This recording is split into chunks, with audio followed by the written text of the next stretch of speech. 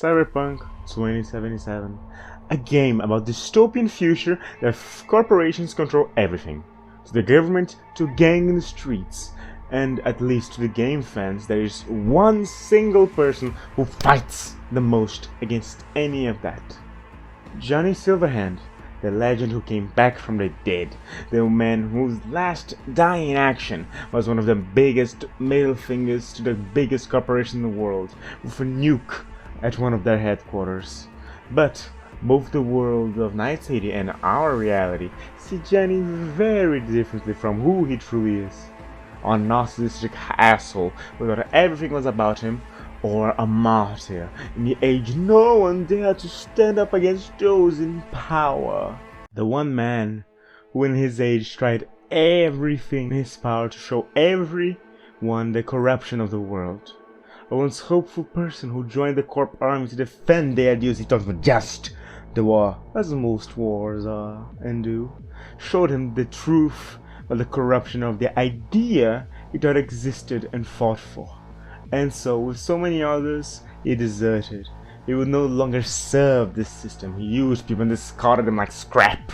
He then moved to Night City, where his true self was born, Johnny Silverhand, with an objective: expose the corruption of the world to the people, making the band samurai with his best friend Carrie merely the beginning of his exploits. Soon enough, the band's music became a sensation, but Johnny aimed higher.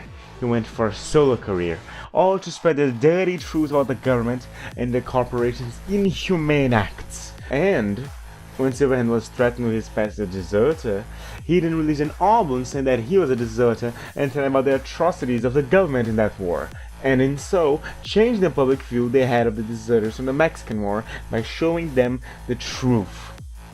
Years pass and pass, and Silverhand's vendetta against corporations became even more solidified as one of the few people who truly had the guts to wage a never-ending war against the corporations with the media and physically.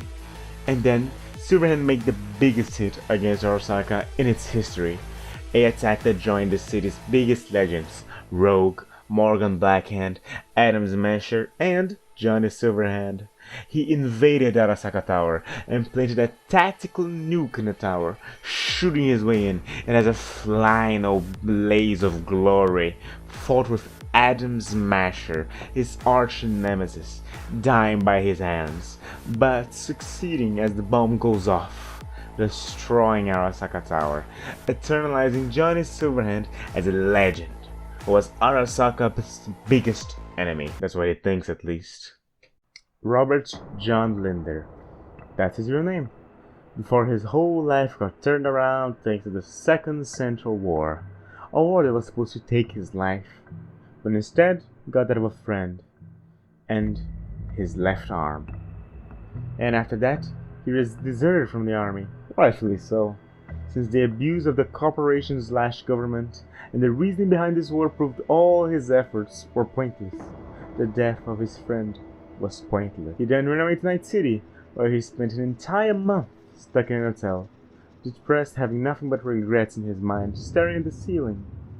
But suddenly, a way to try and turn it back on the pieces of shit that wasted his and his friends' lives in the war, and further preventing it from happening ever again. Samurai, a band whose sole purpose was exposing the truth of the corporations and the government to the masses, and with that objective they played everywhere that allowed them. Be it a broken down bar or an alley in the middle of the street, Samurai made shows whenever, wherever they could, and by some stroke of luck, it paid off. Samurai was becoming famous, and so was its message. Everything started to look fine on the outside, but the rotten fruit that was Johnny Silverhand was still there. The threats that reached Johnny that inspired him to release music, changing the public opinion about deserters, that was one of the few good things Johnny did in his life, but even that was narcissistic in its nature. These songs were more about a middle finger to being threatened and being enslaved by a corpo than actually revealing the truth about the war he was in. After all, he could have made this kind of music revealing this truth many times before, and only when some corpo bullshitter threatened him with it, he decided to show his cards. And through the years of Samurai, its less ups and downs, Johnny still berated everyone that ever cared about him. Every single relationship ended with him being the asshole of the story, and anyone who disagreed with him was in fact someone too afraid to be in a relationship with Arasaka's #1 enemy. Rogue, the woman of Silverhand's life, lost because the dumbass cheated on her. Even after that, he started like she owned him something. Old Cunningham is the most obvious and biggest example of that kind of bullshit. Silverhand was so up his own ass, thinking she was just a random fucking Greek woman in his life, that he didn't know that she was almost kidnapped once, that she was one of the best naturals in the city, that she actually cared about him, that he actually cared about her. And when she tried to tell the truth about himself, that Johnny Silverhand is not a rockabout tries to liberate the world of its corporate masters. Johnny Silverhand is just a persona for John Robert. A persona who does everything John wished he had the strength to truly believe in. He is just a self-absorbed, narcissistic, traumatized soldier. A soldier who doesn't believe his life was worth saving. At the war, Johnny lost a friend, an arm, and so he tried to become a self that would make his friend's sacrifice worth it. Johnny Silverhand. The man who had the guts to defy the motherfuckers who fucked him up and his friends over. And it isn't until all deaths that Johnny tries to fully drown his true self, John Robert, and just becomes that short-fused terrorist that is Silverhand. After all, if anything that all said didn't have a speck of truth, then why did Johnny get so near to physical abuse? And to go out with a bang, Johnny puts himself in operation to attack Arasaka Tower with the objective of freeing out and setting off a tactical nuke that for some reason the dumbass only thought people would kill people in the vicinity and forgot about the radiation that would affect millions of people in Nightcity. And to top that out, got split in half after losing miserably against Adam Asher, his one-sided rival. And then the same thing happens in the Temperance ending. Someone else sacrifices his own life, his own psyche, just so dear old Johnny Silverhand can live. And what happens? Another change in Robert's head.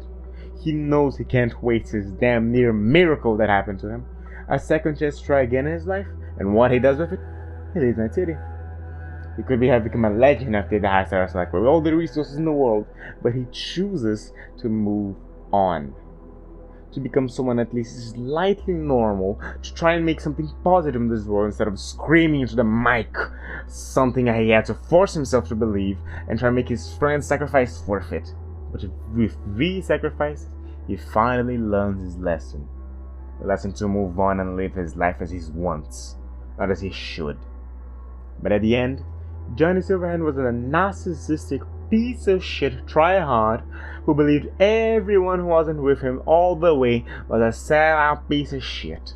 Someone whose only legacy worth shit was a band of rocker boys only a few geezers remember. John Robert was at the end someone who tried to run away from the ghost of his past self by becoming someone he wished he could truly be. Someone who was actually worth of the sacrifice from the people around him. And he's not a true legend because of it. Because Johnny Silverhand is not real. He's a facade put up by a traumatized soldier. And that's why Johnny Silverhand is not a true legend.